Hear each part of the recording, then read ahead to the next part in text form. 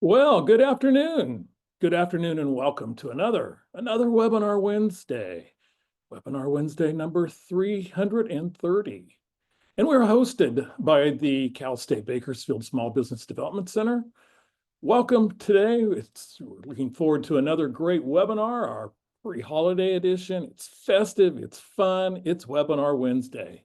Thanks for joining us. Let's get going. And today, we are here just a week before Christmas on December the 18th. So we're going to continue a little theme we've had about some year-end opportunities that are continuing and some that might be coming to an end soon. So we'll talk a little bit about that, and we'll start springing into 2025 with some powerful networking to-dos for 2025.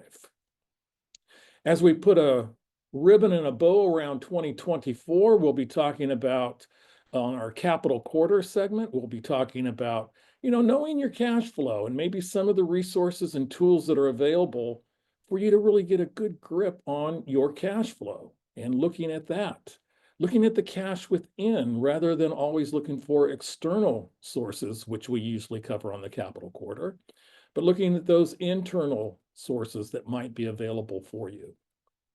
We do have our economic corner segment. Our economic corner segment will be live today, and we'll be talking a little bit about a phenomenon called small business optimism. And the small business optimism actual rate that has changed dramatically, we'll maybe include that as well somewhere else. Give you a quick update on the relief efforts for the Borel fire. SBA's disaster unit is still on site and still willing to help local residents who have been impacted by the Borel fire. Some of the last few year-end wrap-up things we'll get to, as far as your tools, information, other resources to help you thrive. Your questions will be answered today, so please go to the Q&A box and put your questions in the Q&A box. Our producer, Webinar Wednesday producer, Maureen Busher-Dang, will be working in the chat box, and she will be putting resources that are both mentioned, alluded to, or maybe even some other form or shape they may end up in that chat box. And let's do a quick poll today, just a little quick poll. We'll do it based off of our economic corner today. So there's a hint for you, and just go to our poll question, and we will actually launch the first and only question. And that is the Small Business Optimism Index jumped a whopping 8 points in November to 101.7. Now for 50 years, the average has been 98. So the rolling average the last 50 years is 98. And by that 8-point jump, it jumped significantly over that 98. So how many months was it under 98 before November when it jumped to go over the average? Was it 20 months that it was under? Was it 34 months that it was under? Or was it 80 months? So the Small Business Optimism Index it's a wonderful index because what it does is it really gauges how optimistic small businesses are in a variety of factors. And these are about 10 different factors. And so the factors can range from everything from workforce development to funding to optimism on how they're going to do from a profitability standpoint. And with that comes this wonderful rate. And the reason it's tracked is economists love this because it shows if businesses are willing to spend. And by spend, I mean to grow or expand or other means in the coming future. So this Small Business Optimism Index comes from the National Federation, the NFIB, of National Federation of Independent Business. And so our poll question in a long windbagged way is, how many months was it under the 50-year average of 98 until it ballooned over in November? And was it 20 months, 34 months, or 80 months? And we do have 62% of you participating.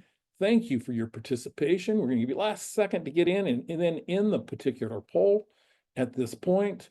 And we will end the poll and share the results with you. And yes, 75 73% of you correctly identified 34 months as the last time it was over average.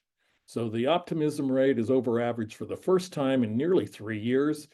73% of you got that correct. 18% thought 20%, and 9% of you, 80 months. So thank you for being optimistic. And I guess a lot of that had to do with the elections that were held in November, according to the NFIB. So we will stop sharing and move along. So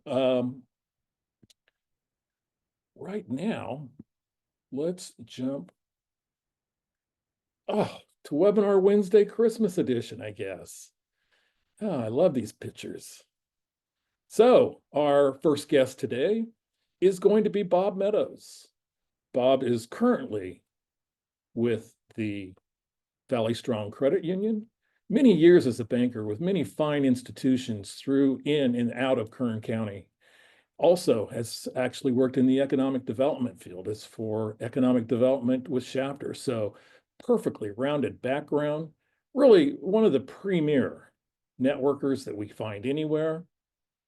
Bob Meadows, come and join us, please. Thanks, Kelly. It's nice to be here. I just saw Kelly at a holiday mixer last week, and we both endorsed the saying that when you're at a mixer, red wine's the best elixir. So thanks for having me on. We're gonna just take a couple minutes here as we head into 2025 and ask me to come up with some tips for networking there that we've come up with. So I'm gonna share these with you here, and just gonna kind of breeze through them. And I see some friends on the line, so guys, thanks for showing up. First, I think for networking, most importantly for people is to understand the true definition of networking, and it is not just schmoozing at mixers. I define networking as building professional relationships by bonding on a personal level. Building by bonding. That states that there's a process. It also lets you know that it can come in different ways and can be built in different ways, which we can briefly touch on. So building professional relationships by bonding on a personal level. So that means that could happen, yes, at a mixer, but yes, at a meeting, online, through emails, through phone calls, any number of ways that can be done and begun. And many of our relationships, as we all know, have started in one of those various ways, not always the same. But networking is not just schmoozing or passing out your flyers. That's not how it works. It's a process, and it's worth it. Secondly, is for you need to know your value when you're networking. You need to know your story. Each of us has a story that we could share with others briefly about who we are, what we do, why we do that. And then most importantly, though, with that, when we are working with others, is to learn about them. We need to listen more than we should be talking, because that's how we find things out. That's where we find our common ground. That's how we establish the relationship so that we have something to talk about the next time that we meet or communicate. So know your value, what you can bring to someone else. This is not necessarily how to sell your product or service. This is what it is that you bring to a relationship that helps them and their business be better. Now, this process of maintaining the contact, of networking, of building that relationship, it is something you need to commit time to every week. And I try to devote 20 to 30 minutes. And that may be just going through my phone and seeing who I haven't spoken to in a while, checking back on my emails, who have I not gotten back to that I wanted to, going through my LinkedIn contacts and saying, who do I need to talk to there? And just devoting the time and somewhat systematically going through and sending a genuine message. How you doing? Hi, Kelly. How's the family going? Maureen, you done your Christmas shopping?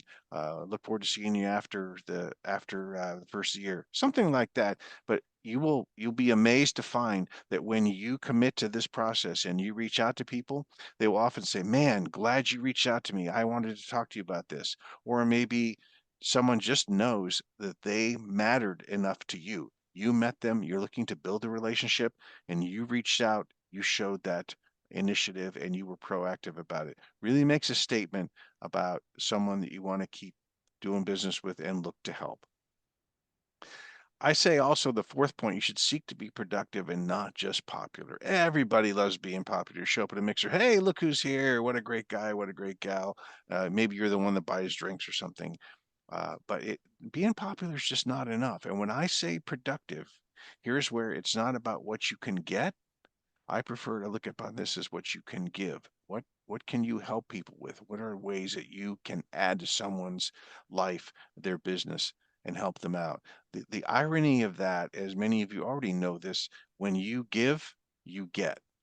If you look to get, and you're the guy that passes out flyers at something, or you're at an event, or you're really pushing to get business, I don't know that we want to do business with you. I have a little saying, I wind up saying, if you start selling, you start smelling. If you avoid that at an event or a mixer, or even in conversation with someone, yes, we all want to do business, but there's a time and place for that. Build a relationship, look to help people first. It comes back to you much greater than if you're just looking to do business. Finally, I would say, man, perhaps most importantly, and I put this last, follow up or face being forgotten. This is the thing where most people do not do when they build a relationship. They meet someone and they say, we need to get together, and then they don't. You don't even send a message. You don't call. You don't send any kind of communication, and you wind up being forgotten. And someone goes, "Oh yeah, 6 months later, Bob, we must have met somewhere, but I don't quite remember."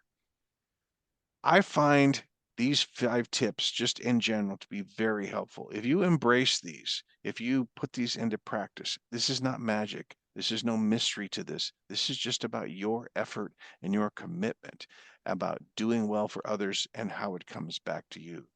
So follow these. I guarantee you, you'll do more business, have better relationships, and you'll be a better contributor to the community if you follow these 5 for 25.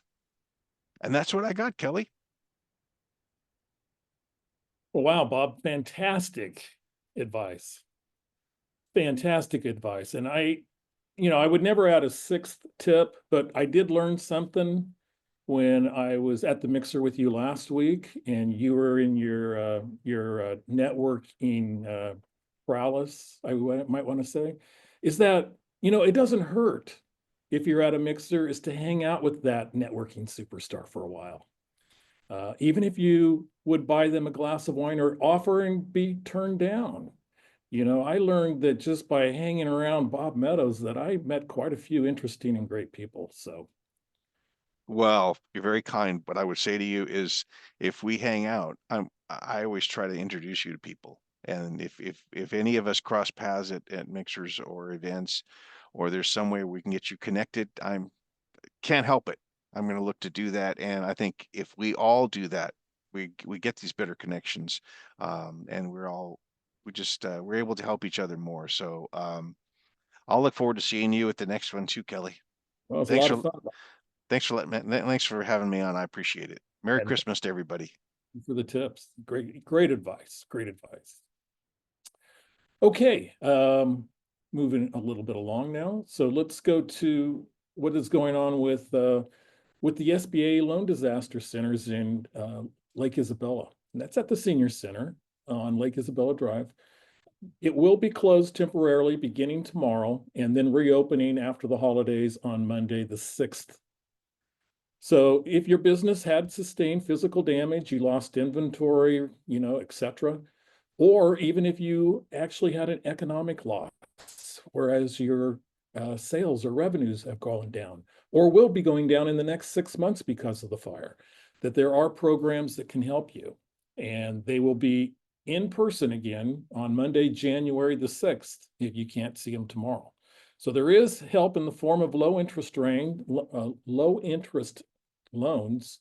And those come in a variety of different services for people. They could be the business loans, like we talked about for your business, the economic injury loans, which really kind of are made to replace the cash flow that you lost and kind of the working capital that you need in order to stay in business. And then also there are home loans. So one of the unique SBA lending programs that work toward homeowners and renters.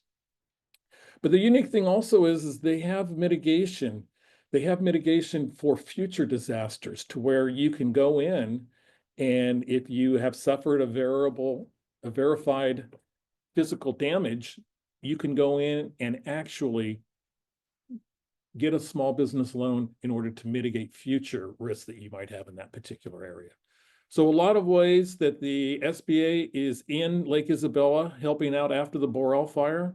You could contact the SBDC if you have any questions, or you can actually go in and see them live beginning again on January 6th. We've been talking a lot about this year about the beneficial ownership information report that needs to be filed. And it has been going through some different iterations. There was a recent lawsuit where there is an injunction. But technically what this is it's 4 entities that generally have less than 20 people working for them, 20 employees or less. So what it is it's if you're an LLC, a corporation, in order to stem the ill effects of trafficking and, individuals that are sanctioned and a lot of other things, a lot of bad actors, is that they are through the Financial Crimes Enforcement Network, or FinCEN. The U.S. government is having individuals identify their interest in their particular business. So again, it's a report. You can go there to the BOI website, and they have a 5-minute demo on how to file. Again, right now it is under a court injunction. It'll play out in the courts probably after the first of the year. But right now it's been deemed unconstitutional. It's being appealed. So we'll see where this actually goes. If you've already filed, don't worry, you have nothing else to do. So don't worry about anything that happens with the court processes. In identifying a little bit of our capital quarter today, we're looking a little bit at finding cash within and maybe mastering cash flows. And there's a couple of tools that might be able to help you. You can go back and look at one of our YouTube videos with Cash Flow Mike, cash flow consultant Mike Milan, and he did an excellent presentation on, unlocking the cash potential of your business. So there's ways that you can do that. And we also have a very quick, easy spreadsheet of where you can actually monitor your cash flow.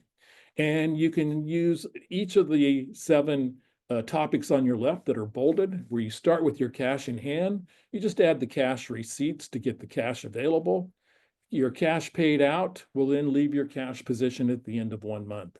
And after you've done this for a few months, it's an excellent tool in actually going in and determining, or at least trying to predict what your cash flow is going to be.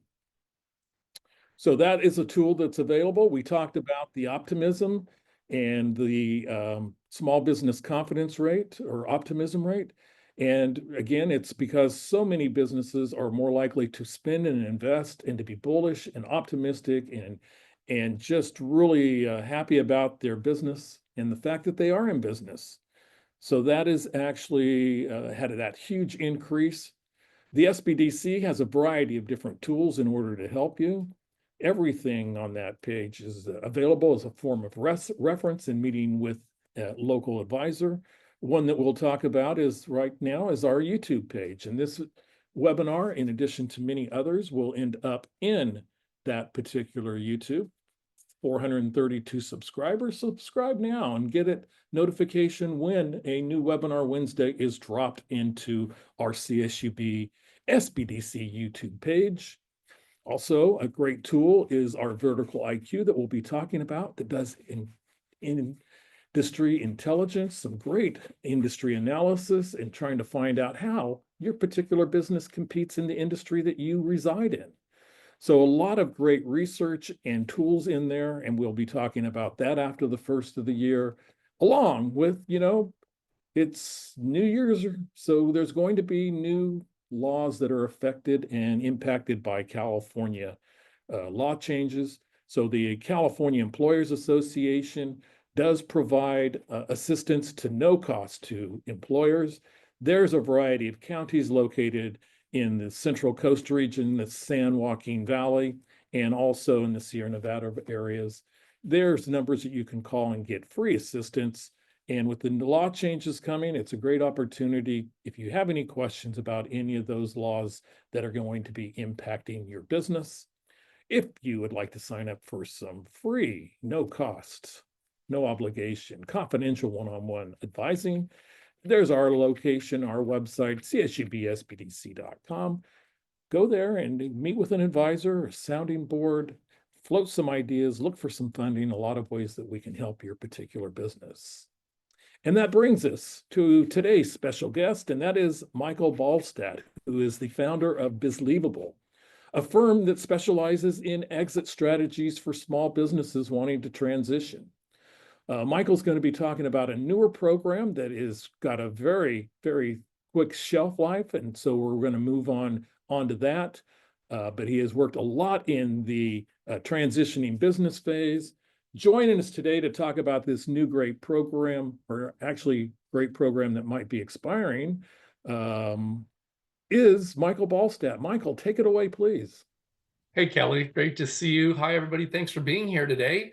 All right, so as Kelly mentioned, I have a firm called Bizleavable, and a lot of what I work with folks on is helping them to build businesses that aren't dependent on them, that have strong cash flow so that we can increase the value so that eventually someone's able to exit that business in their time, on their terms, and able to leave the legacy behind that they hope to. Now, part of that is building a business that aligns with the things that they care about. So when we're talking about electrification, there are a few things at play here.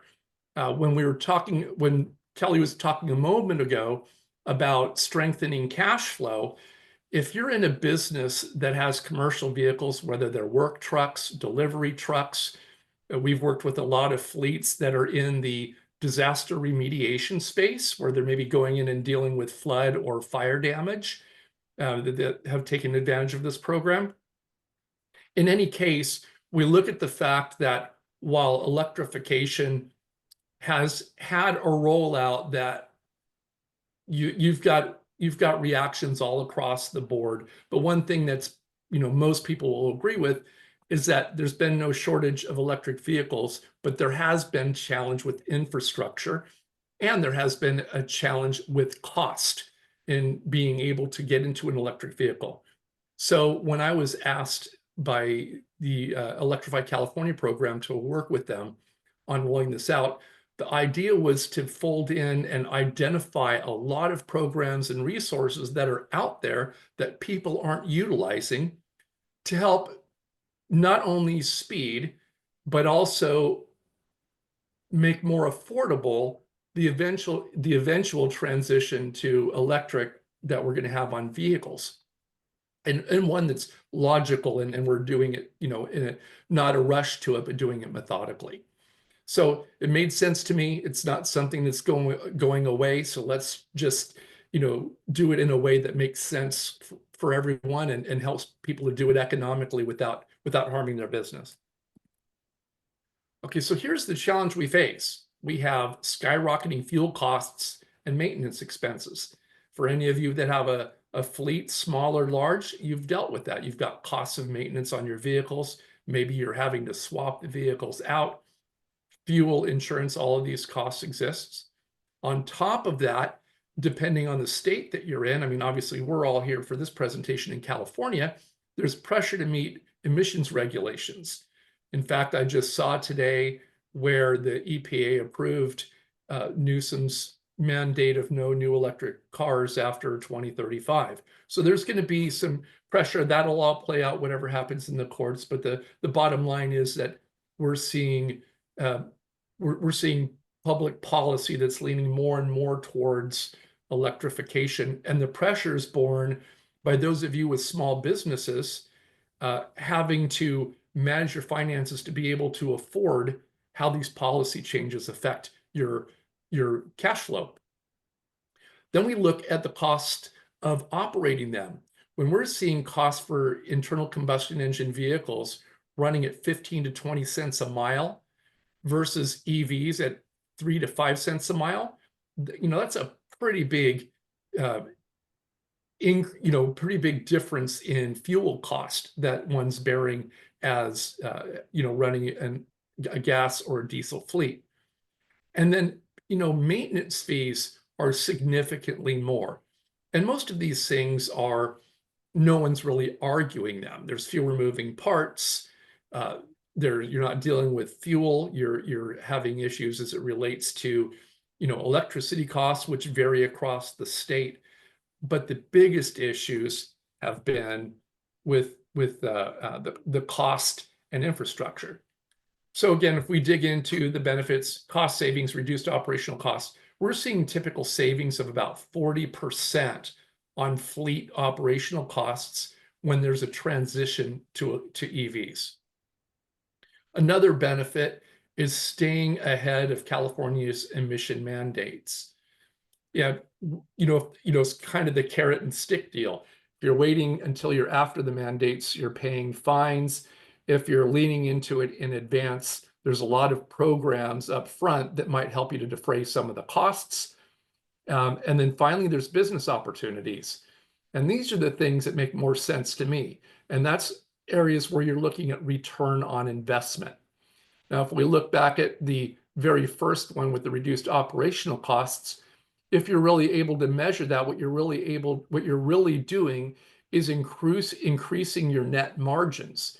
If you're increasing your net margins, you're increasing your net earnings. And if you're increasing your net earnings, you're increasing the value of your business before you even increase $1 in sales. Anything that you can do to trim your expenses helps you in that respect. And eventually, everybody on this call will be exiting their business in one form or another. So making sure that you can land in a logistics space that's financially better for you and is in alignment with whatever rules and regulations are in place, that does well for you. An added benefit to that too, if you're earlier rather than later, is you're more attractive to other buyers who aren't going to have to pay later to make that transition. So again, a number of these things, as I'm looking at strategic planning for business owners, was why I was interested in getting involved with this program, because I can see where it can help a lot of my clients. But many of you will ask, as I have, what about the high upfront cost and the lack of infrastructure? Personally, we have a Tesla, and when we were in California, we didn't have a problem with it. We lived in El Dorado Hills, and it didn't matter what four-way stop sign I was at least 3 of those stop signs had a Tesla at it. We were a little concerned when we were moving to the Mid-South because there's not as much adoption here. 40% of your EVs are in California. So even with that, though, on the commercial side, there's not a lot of infrastructure in California yet. So that's creating some challenges, not for those who are using the EV as their primary transportation personally, but it's for what they're going to be doing to support their business. So what if you could get all the benefits of electrification without the challenges? And I'm here to tell you that you can. So there's a program, again, it's, I know on the invite that Kelly sent out, he had mentioned the HVIP program that was listed there. I'm purposely not getting into the weeds on all the programs today, because aside from this one very strong idea I'm bringing you today, there are many others. A lot of them don't even have to do with transportation that could benefit your business, and it's a way that Electrify California can help. Now, the first thing that this program does, and it's a combination of grants, private enterprise, and other financial sources that are combined into this particular program that I'm talking about. There's a lot of moving pieces. The first thing that happens is there's a fleet assessment, and that's done for free. It evaluates your fleet, whether you're 1 truck, whether you're 25 trucks. It's going to evaluate that and determine if it makes sense. Is the ROI going to be there? Does it pencil out for you to do that? Because as I mentioned, if you've got this very costly upfront expense to get into it, for most people, it's prohibitive and it won't work. If there's something about where your fleet is and how new your trucks are, there may not be enough maintenance to warrant the switch right now. So this assessment is done really to calculate what it will mean to you financially and logistically if it's feasible and makes sense for you to make that transition at this time. The next thing that happens, and this is very unique, it's a turnkey system.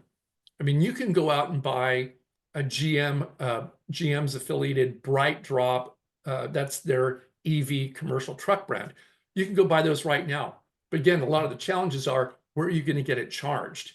And do you have to go somewhere else to get it charged, or can you get it charged on site?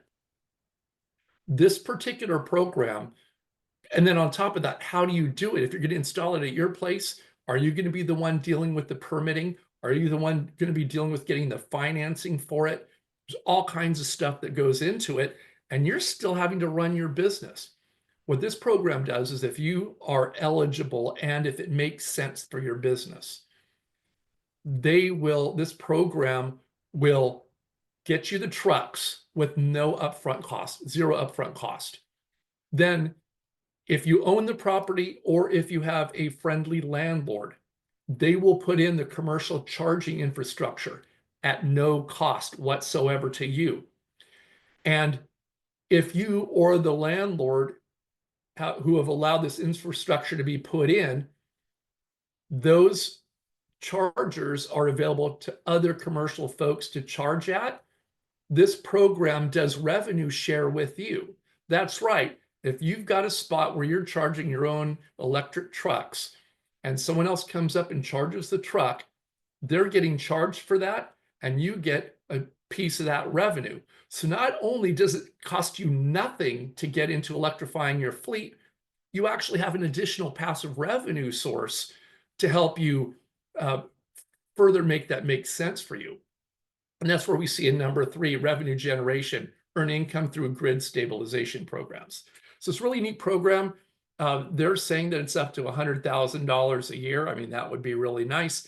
All of those things have to do with how many chargers you have, how much space you have for it, and all of that. So I only mention the numbers that they talk about because they're going to show up on here. What I would just say is, any numbers shown here are not indicative of everyone. This is just what some folks have mentioned that they've gotten. It's certainly not a guarantee. I'm not the one managing the program, so I make no guarantees, of course, other than we will help you align with the resources to make this possible for you if that's of interest.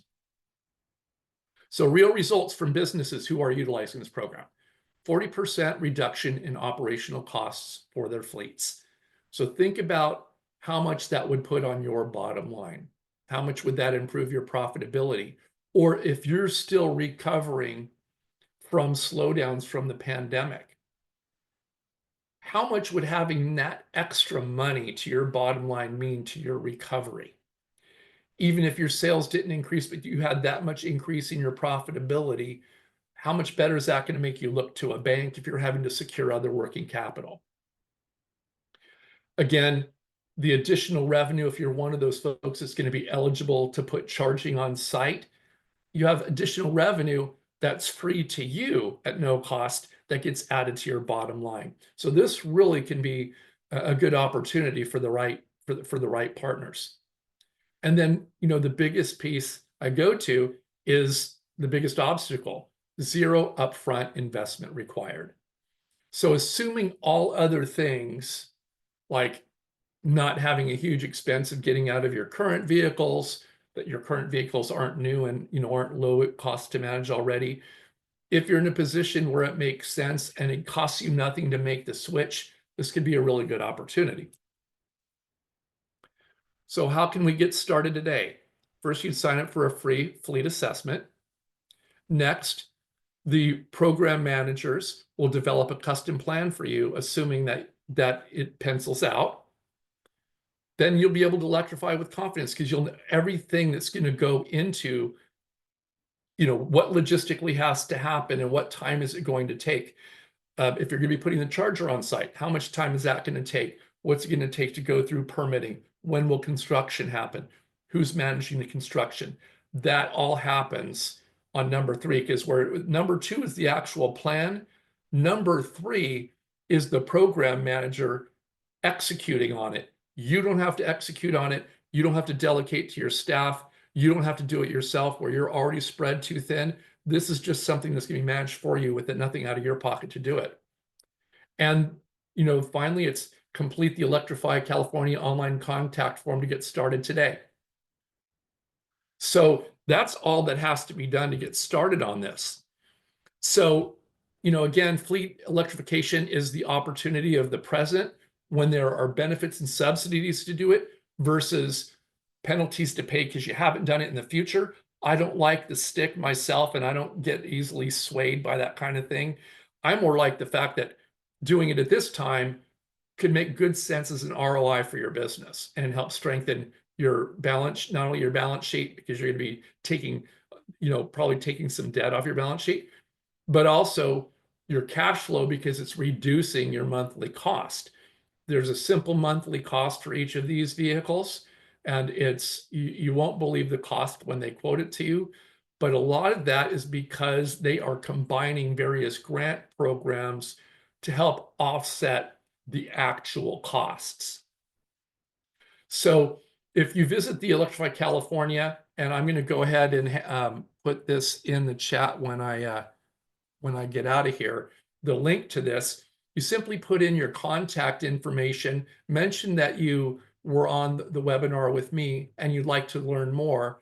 We'll have a short call with you because these, this program, they're very, they're really inundated with a lot of things right now, particularly because the program that Kelly mentioned in his invitation, that's a component of this, which is called HVIP, for businesses that have 20 or more trucks.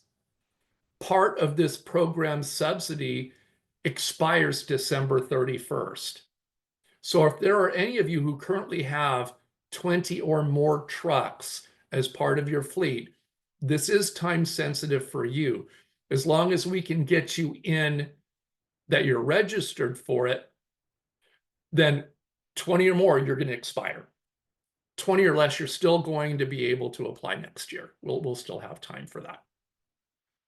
And so go ahead and, regardless of the size of your fleet, register. We'll be able to go through all of that with you, get you on the line with one of the program advisors that once we talk and you decide if it makes sense for you, then you can talk with them, give them all your vital information, go through the bit of time it's going to take you to help them work out that plan for you. And then going forward, you'll have someone else to manage all of it for you. And thank you so much for that, Ollie. This is actually, there are other programs combined with this besides just HVIP. So I encourage anybody who'd be interested to go ahead and, again, fill out the contact information. I will put the link in the chat, and I look forward to helping however we can. And I'm going to go ahead and put that link in the chat now. Okay, great. Dang, I only have one truck. And it's a pickup, so I guess I'm out of luck. So, okay, so if you have questions for Michael regarding this program, or regarding fleet electrification, I just kind of like saying the word electrification. It kind of rolls right off the tongue. If you have any questions, do put them in the Q&A box or in the chat. We're going to spend a little time going through the chat and the resources and see if there are any questions in there. So let's do that right now. So let's see, starting off with our chat box today. Greetings and salutations, wonderful. Welcome everybody. And everybody, Merry Christmas. So in here, Maureen has information on the SBA website for disaster and the Corporate Transparency Act, which was the actual legislation that created the beneficial ownership info in that report that is due. There's Bob Meadows' contact, Mike Milano, Cash Flow Mike, if you want more information on him, and the YouTube channel. A question here is, do we still need to file our business on the FinCEN? So right now, with that injunction, as we stand here today on December 18th, you do not need to. The concern, however, is that just being a temporary injunction, if it gets ruled the other way when they do have the court hearing, there could still be the same due dates and limitations So whereas a lot of people are advising people to sit and wait and see if you need to file it, other people are saying, gee, you should probably still go ahead and file, because if you do file, then you won't get caught, because the big problem with all that is the penalties. Is there are penalties that can accrue to nearly $600 a day. So it's almost $17,000 a month if you were to be penalized for not actually filing the report. And that's what has people concerned. So there's two schools of thought here. One is that to wait for the case to make its way through the courts. And the other is to, if you haven't already filed, is to go ahead and file with the assumption that you might need to do it anyway, and you're better safe than sorry. So right as we sit here today, if the court injunction holds in that it's ruled unconstitutional for you to supply your public information because you own ownership in an LLC or a corporation, then it's kind of your choice right now. Okay. And Ollie mentions it's no 20 or more. So that's great. And the link has been posted in there by Michael. And Ollie, thank you for the HVIP is for lease or rental at this point. Appreciate that being added to the conversation today. Will the SBDC be open during the winter break? We will actually be closed from Christmas Day until New Year's. However, our contractors, our independent contractors, our consultants, and so our advisors, if you're already working with an advisor, they may work throughout that period. They're their own boss, and I do not direct activities on what days they do work and don't work. So if you have a relationship with one of our SBDC advisors, then very well reach out to them and see if they are available during that period. Also, question from Dave Smith. Dave, nice to hear from you. Is there a minimum of trucks needed in the fleet?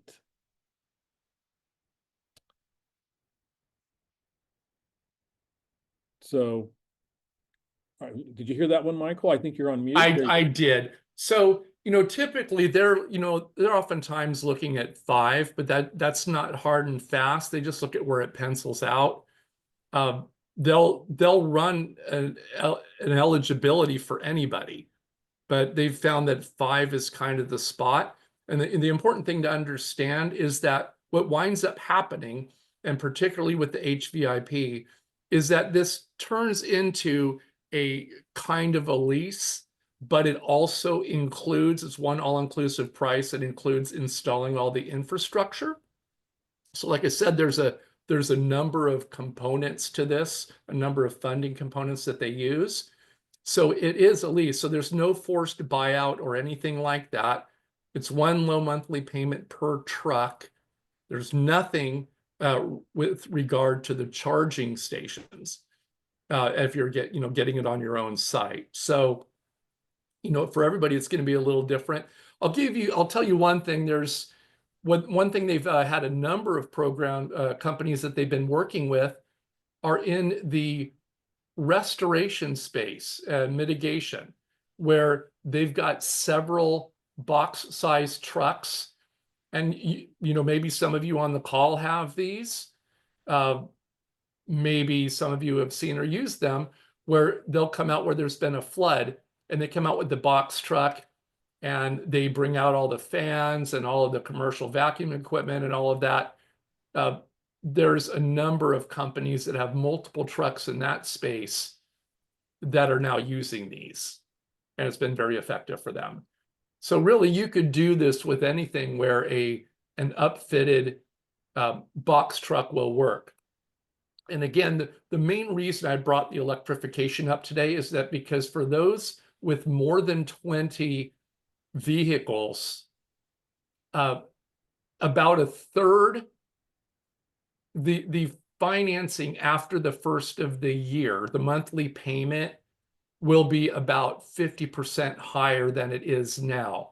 Still very, very affordable. It's still going to be a good deal.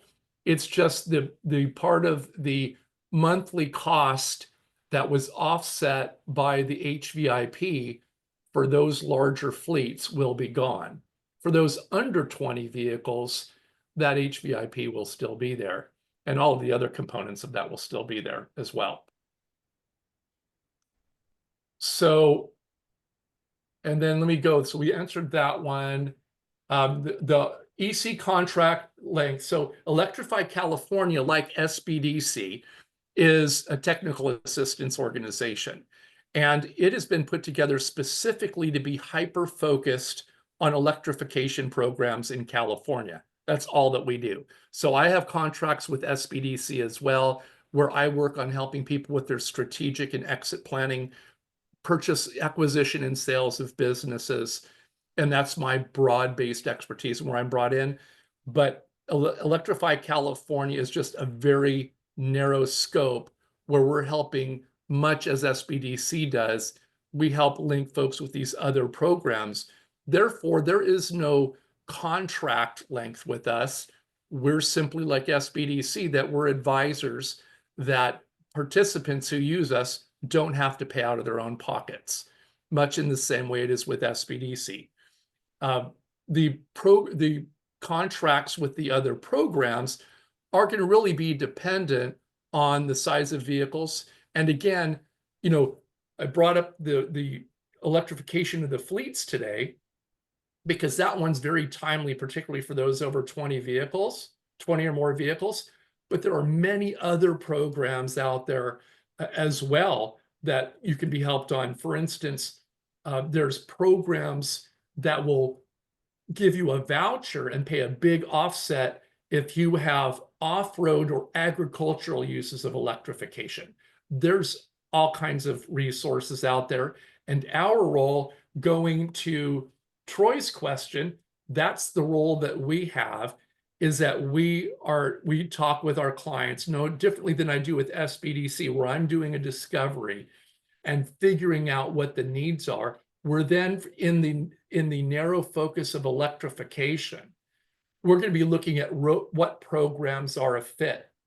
I have, you know, part of what we do is companies like yours that are looking to electrify. On the flip side, we're also working for manufacturers and service providers that are looking to bring their products and services to market to serve customers like you, or to scale in that marketplace and help them access capital. This is just so you've got a good perspective. This is funded by the Capital Readiness Program, which is from the Minority Business Development Agency. So the California Asian Chamber of Commerce is who's managing this program in California for the MBDA. Okay. So does the program work with cities and school districts? There are aspects of this, yes, that can be, because again, I'm talking about one little sliver of what's available today. There certainly are programs that work with nonprofits and municipalities. Please feel free to use the link and go in and register for a call. And I'll be sure to line up everything that you guys need. As you've worked with advisors with SBDC, you've probably had an initial call where the advisor learned about your business and your situation and identified what services they could personally provide and what resources they could align you with. And again, that's my role, would be to augment whatever SBDC is doing for you, specifically as it relates to electrification in California. Okay, let's see, is there anything else? I think as it relates to Danny, yeah, so HVIP, that did cover all classes. There are other programs that cover all classes, including multi-megawatt stationary storage. Who pays for the energy?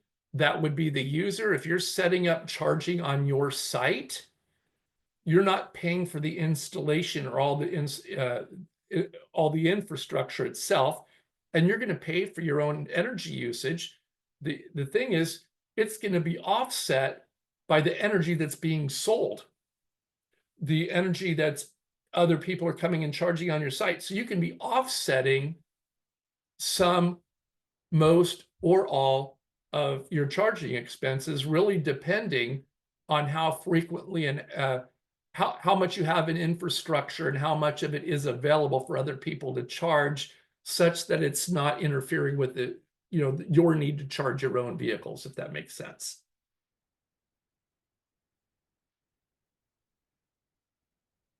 It does, and they're already doing it, but I'd be glad to have a one-on-one conversation with you about it. And in fact, I'd be glad to set you up, because you've had a lot of very specific questions. I mean, I'm glad to connect you with the person who runs that program. And in fact, the company that has combined all these resources and has done it for a lot of fleets. Hey, Michael, we have a couple of questions in the Q&A section Sure. as well. Let me read Pardon? the first one. Are there income opportunities for those that would like to help local businesses take advantage of these programs? So I do know that there's going to be a webinar that we're putting on the 30th, particularly as it relates to underserved communities that are opportunities to get into the EV service and product space, and resources that are there to train and help those folks get started into business that supports the electrification industry. I'm not sure if that exactly answers their question. And the next one is, I have a small fleet of passenger vehicles. I'm looking to do electric cars. Is that possible? I would say we should connect you with this program manager and find out if they've got a means to help you with that. Are you saying that you already own the vehicles? Yes, I have a small fleet of passenger vehicles. Okay. Do you own the property that you're managing those vehicles from? That is an excellent question. And the answer is yes. Okay. So yes, actually, even with you owning your own vehicles, these folks can actually partner with you to put in the infrastructure for charging.